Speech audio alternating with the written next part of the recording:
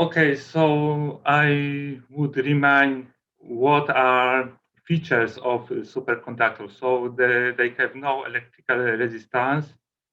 They are diamagnets, so they expel magnetic fields from the interior. And superconducting state can be destroyed by um, high current passing the sample, too high temperature, or too high magnetic field, also by some chemical additions to the sample. Superconductor devices are the devices where Ohm's law is not valid. There is lack of current voltage linearity, and these effects are visible on small voltages in range of millivolts. It is the Josephson junction. It is the first superconducting device.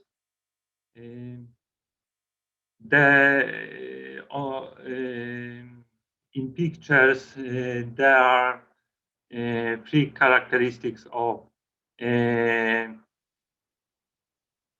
symmetric, asymmetric junction, and behavior of the junction in presence of microwaves. And there are various kinds of the Josephson junction. It can be weak link, tunneling, or the junction can be created because of vicinity of ferromagnetic to the superconductor. Ferromagnetic is produces magnetic field and it destroys locally superconductivity. If we have two Josephson junctions, it is called a squid superconducting quantum interference device. Magnetic flux going through the circle inside the squid is quantized, and this fact enables the device to determine very low magnetic fields. The DC critical current depends on the phase difference of superconducting wave function between two channels in this picture, upper and lower, when where the current flows.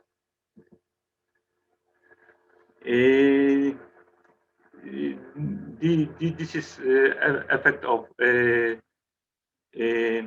how high is current depending on magnetic field where the squid is situated. The field here is in scale of hundreds milligauss. Now go back to beginning. The superconductivity was discovered just after the discovery of liquid helium, and this enables to cool samples to 4.2 Kelvin. In the picture, there is the transition between normal state of mercury to the superconducting state obtained by Kamerlingh Onnes. In case of high temperature superconductors, the resistance versus temperature chart looks quite different. The transition is wider, and there is some deviations from linearity of this chart around 150 kelvins, so above the critical temperature. When we look at the resistance chart, we can be interested what happens in superconducting state. Is the resistance exactly zero? And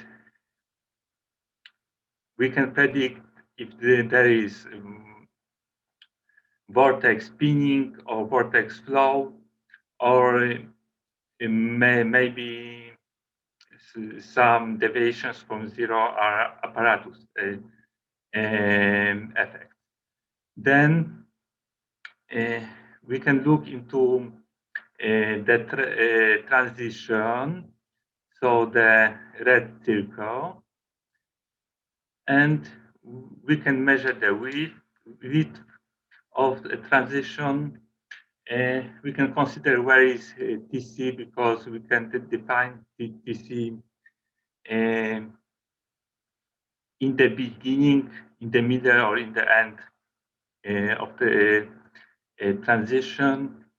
We can characterize this transition by so-called critical exponents.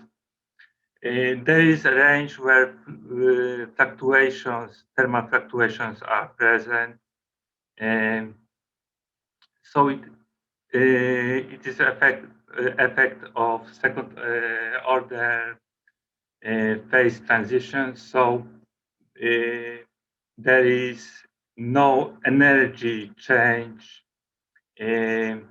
between superconducting and normal state, and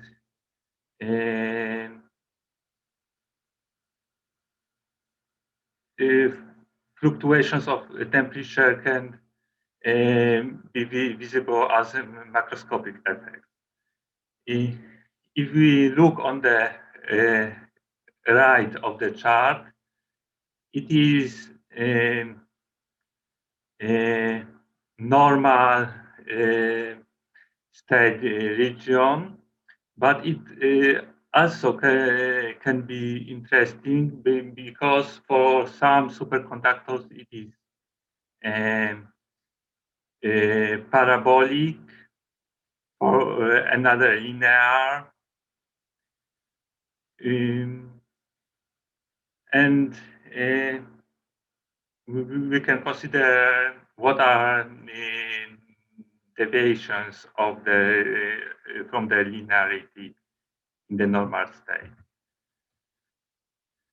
Then I show the universal diagrams for cuprates, so a family of high temperature superconductors.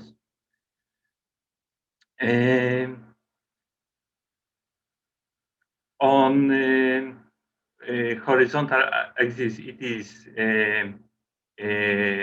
doping, and on vertical it is temperature. So is superconducting state need to have temperature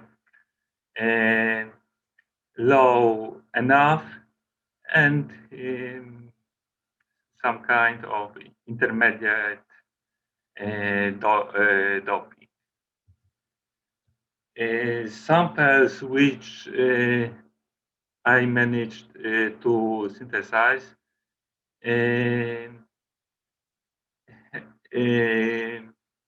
have features as they were in this black rectangular on the in the diagram. So they exhibit superconducting features, fluctuation regions, and strange metal region where resistance versus temperature is linear. And the second method of searching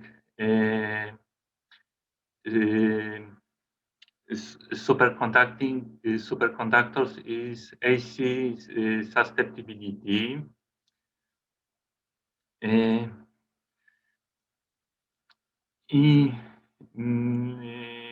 it can be obtained real and imaginary part of the signal. The sample is put into a coil with alternate current and um, uh, voltage in another coil, which is detecting coil, is measured. Um, the dispersive part um, serves as a way to determine a critical temperature. Um,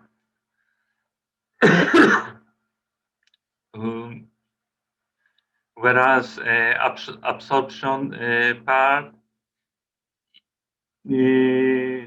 detects some maximum uh, which is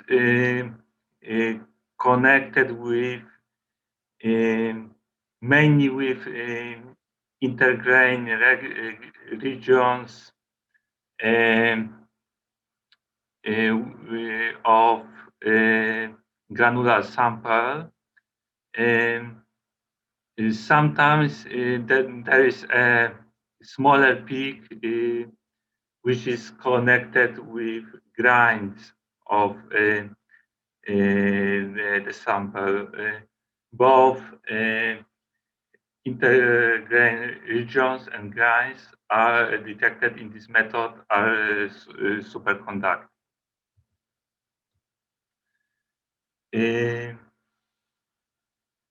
I searched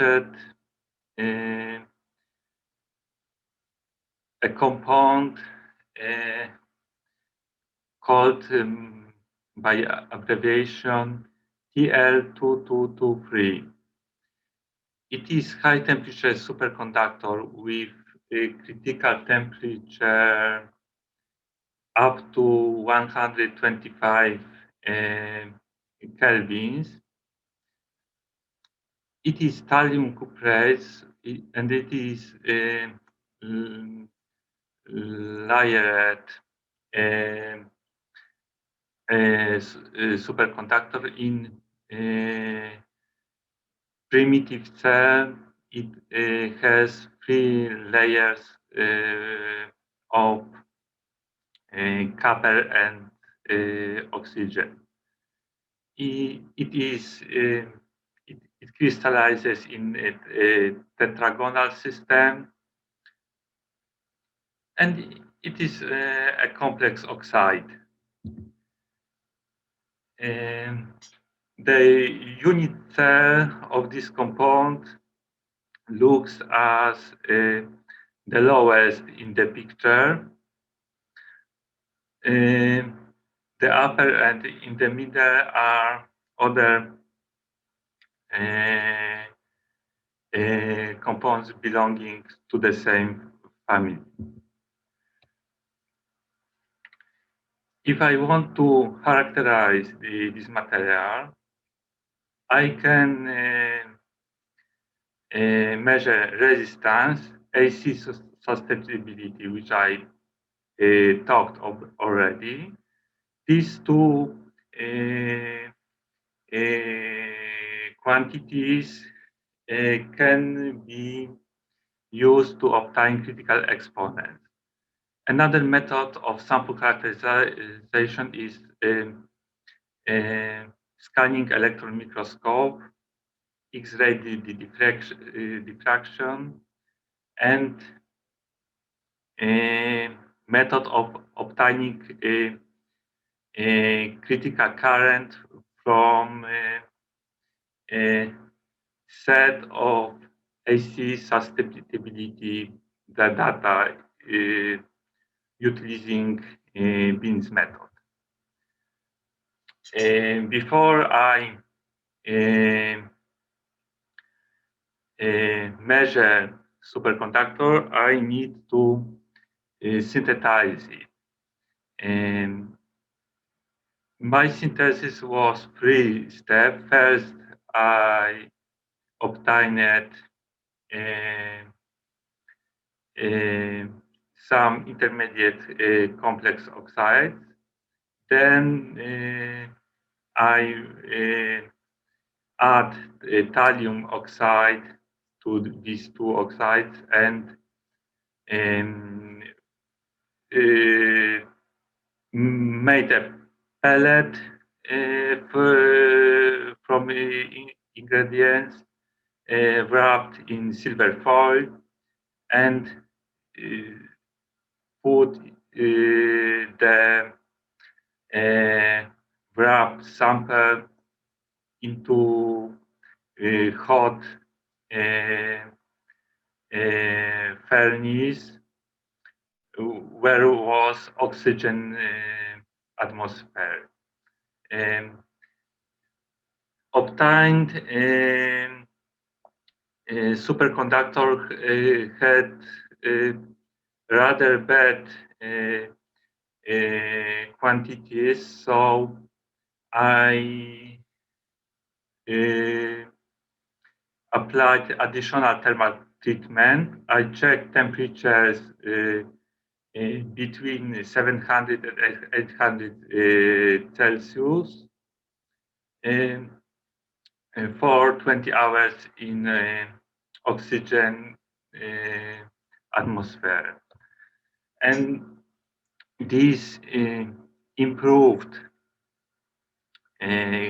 both critical temperature and critical current. The picture in the middle, it shows what critical temperature I obtain when I use additional thermal treatment in given the temperature. On the right, I check what critical current is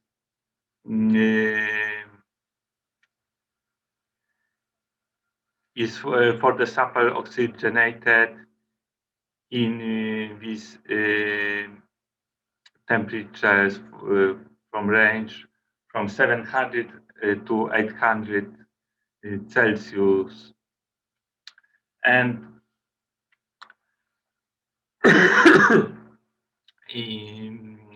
on the left, there is a diagram showing that some superconductors from the thallium cuprate family need to be oxygenated to improve critical temperature, or needs to be reduced, for example, by mixture of argon and hydrogen, to obtain the highest possible critical temperature. Next, critical exponents. Here I presented how can the critical exponent from resistance and from susceptibility be calculated. Both additional conductance, delta sigma, and modulus of AC susceptibility are governed by power law, and it means that a double logarithmic chart can be made, and slope of points on this chart, it is a critical exponent. From these critical exponents, one can obtain dimensionality of the system.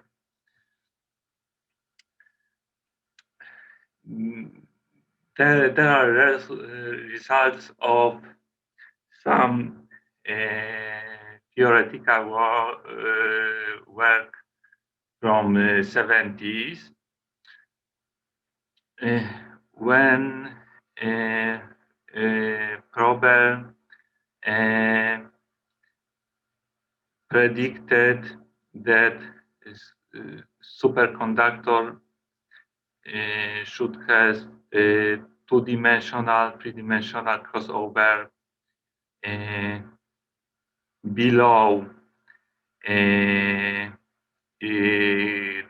TC, and similar crossover should be also above TC.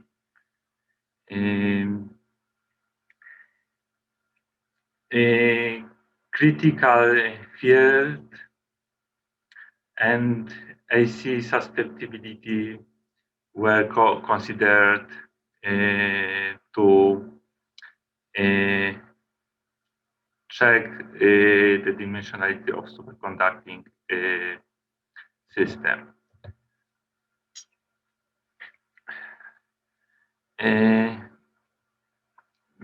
These results are for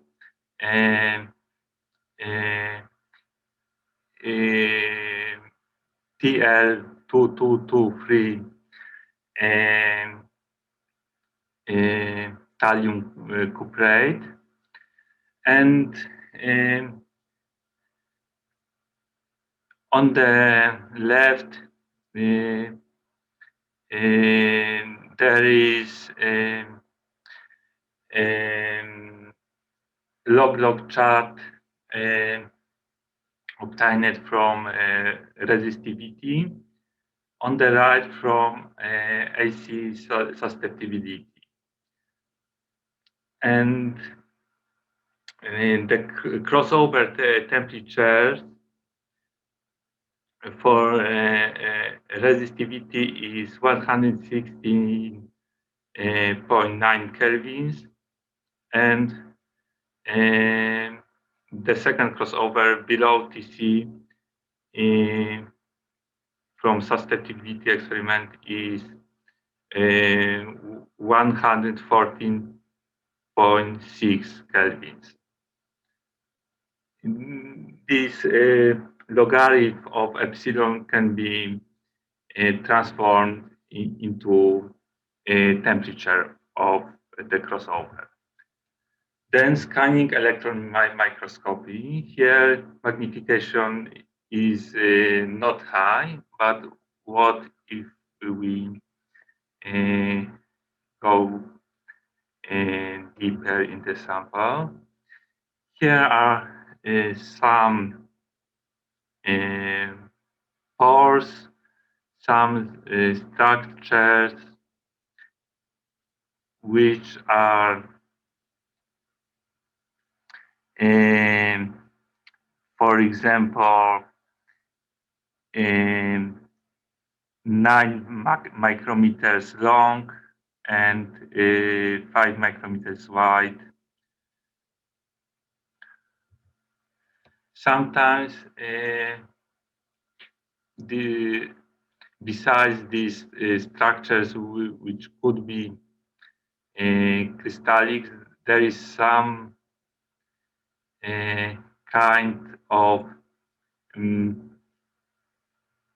melt probably, and it can be analyzed by secondary electron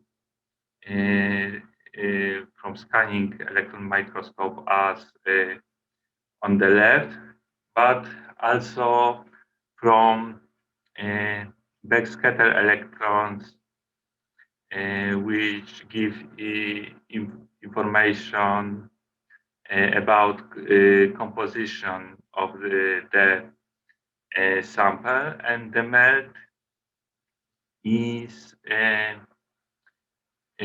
consists mainly light elements, whereas this porous structure, it is it probably has more heavy elements. If dark space is in both secondary and backscatter electron pictures, it means it is empty space. This structure is what I looked for. It is a bar, by maybe it is a tablet shape, but oriented to the electron beam in a way that it looks like a bar. It is 20 micrometers long. If I have a sample, is almost obligatory to make X-ray diffraction pattern, and for me the most interesting are the two peaks on the left, and which are 002 plane of a unit cell. First peak, the red with the red message is from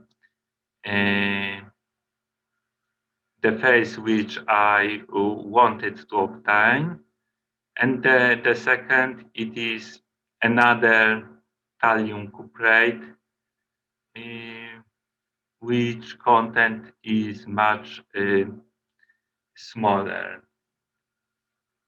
There are also other compounds, are oxides of carbonates in the sample.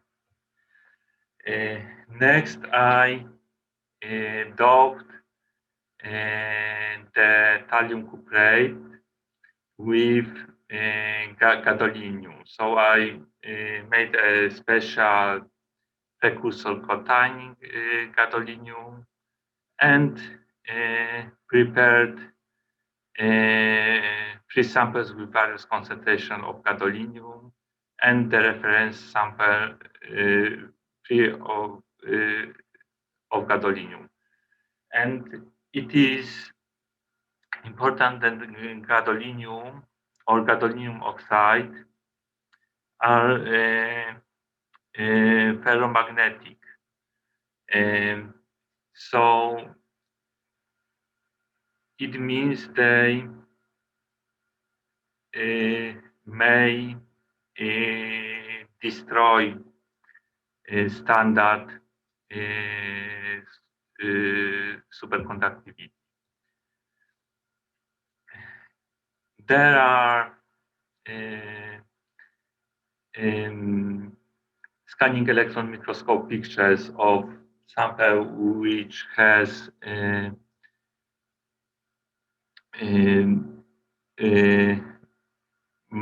maximum analyzed content of gadolinium, and in the pictures there are no bars or tablets as I showed earlier, so the structures don't look like crystals, but this sample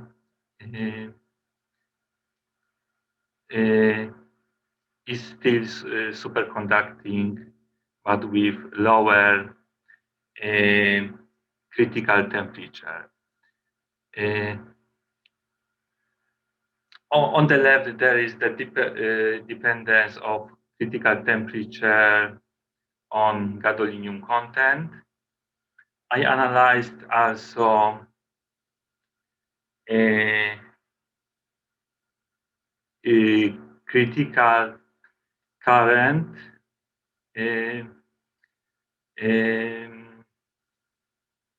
depending on gadolinium content upper pictures, and there is n parameter on the lower picture because critical current is approximated from Ginzburg-Landau strong coupling limit, and it is the formula on left bottom. So I would summarize what the presentation was about. First, I have given some examples of superconductor electronics. Then I switched to superconductor which I investigated, and how to synthesize it. Then I showed methods of characterization, so AC susceptibility, resistance, scanning electron microscopy, X-ray diffraction, and critical current from Beam's method. There could be also vibrating sample magnetometry, and I showed example doping effects on investigated material. Thank you for attention.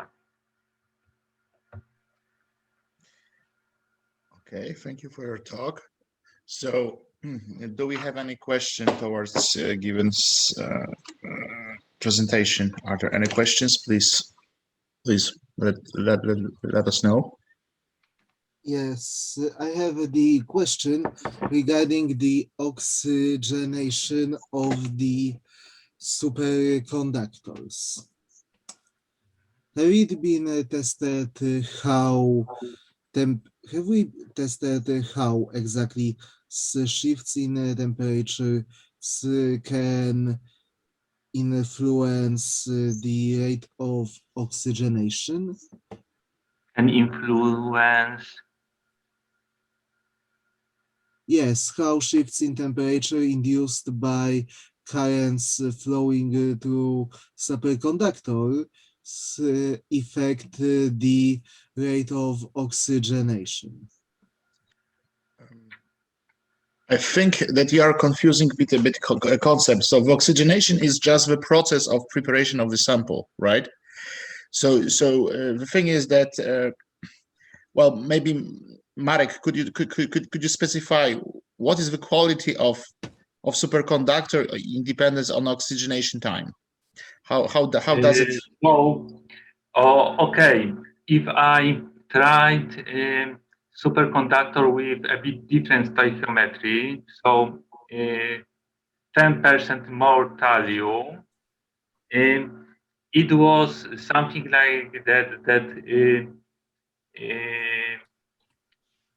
critical current after first oxygenation change from 20 to 400 amperes for square centimeter, and after second 20-hour oxygenation, it was 1,300 amperes divided by square centimeter. After third oxygenation, this growing effect collapsed. The sample wasn't superconducting. So, in case of a critical temperature, also there was a grow after first oxygenation. So after second oxygenation, another grow, but third oxygenation was too much. And Thank you. base, I tried the same in the stoichiometry 2, 2, 2, 3. So two atoms of the thallium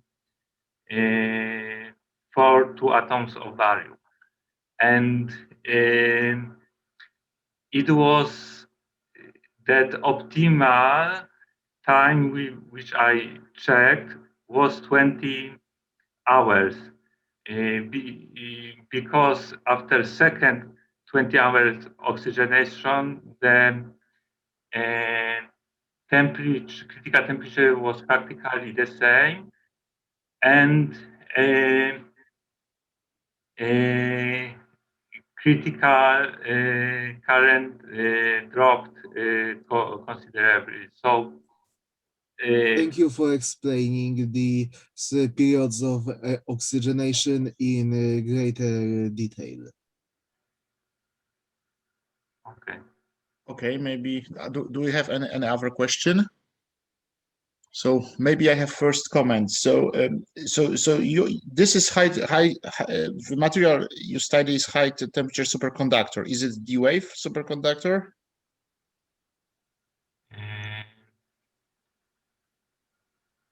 I think it might be the way, but what experiment um,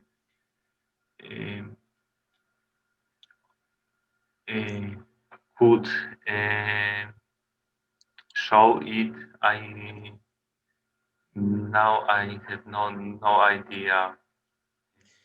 The thing is that that most likely it is D-wave superconductor, which is highly anisotropic material. So so D-wave superconductor, probably you are operating with polycrystalline samples, right? So Yes. you don't have big monocrystals. So in even anisotropic material that is a polycrystalline sample becomes a kind of effectively isotropic, but formally it's not. And in the materials you study, we have a layers of superconductors that are naturally separated by insulators. This is the feature of D-wave superconductor. And in the material which you study, there is built-in stock of Josephson junctions. So that's somehow a prominent feature of D-wave superconductors that is not present in S-wave superconductors. So yes, and also there is a dependence of critical current on direction. If you deal with if you deal with non-polycrystalline samples with single crystals. Yeah. So the first question is there a chance of using your material for preparation of new devices as a resonant cavity, electromagnetic cavity? Can you do it? Because it's supposed to have less resistance, less friction, right? So could you imagine that you can process your material to prepare resonant cavity? So first I would try to make a thin layer of this material.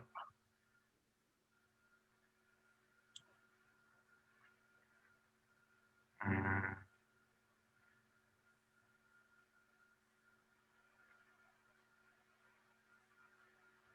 and it would be next step after preparing bulks.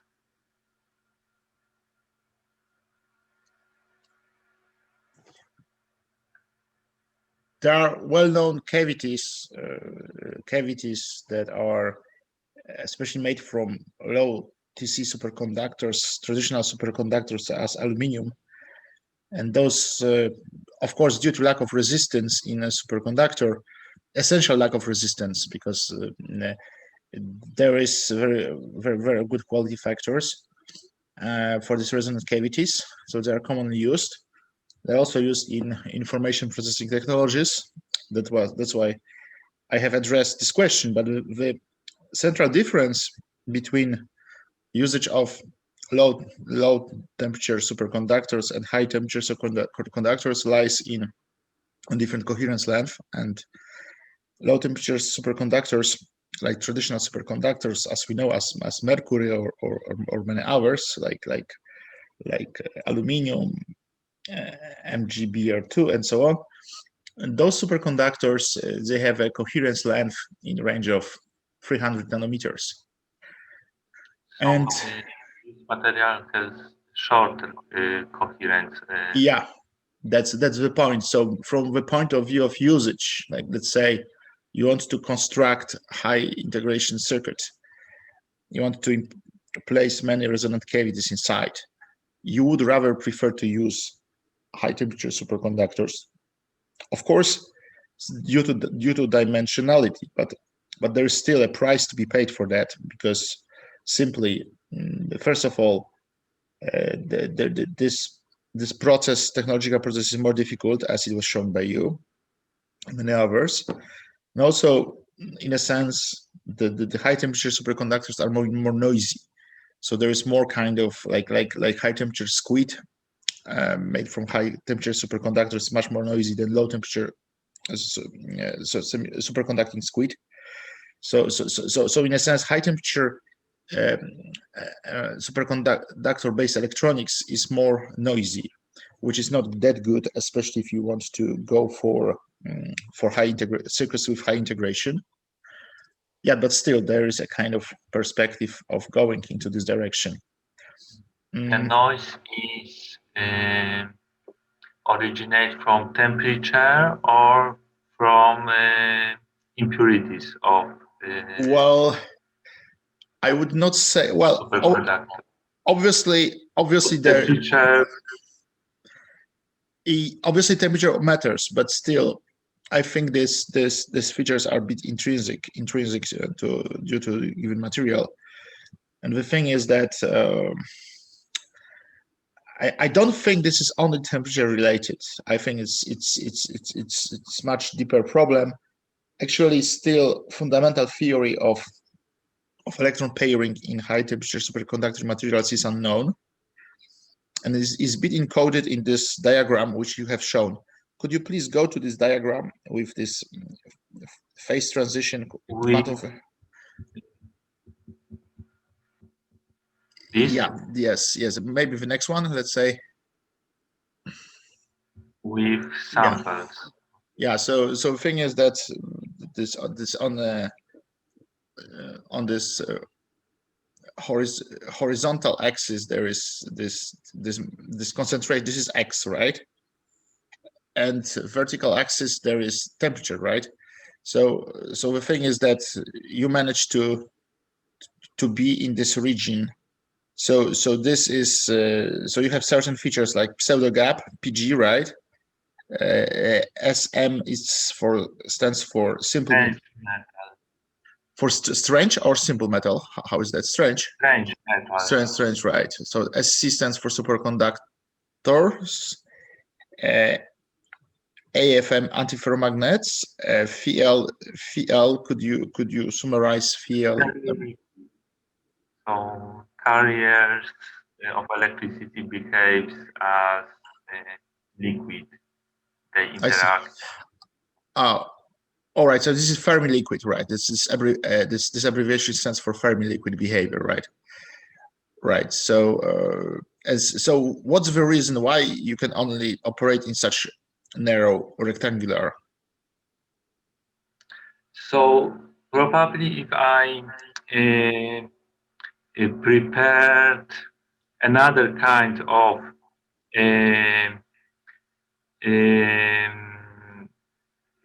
thallium cuprate, for example, this 2201 picture on the left, it is not in the middle of this critical temperature versus doping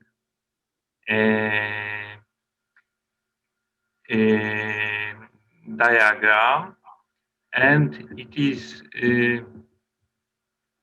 would be I think the rectangular switched into right. So I would see Fermi liquid behavior. So parabolic resistance versus temperature dependency, and it is the simplest way choose another superconductor. I can modulate place of rectangular,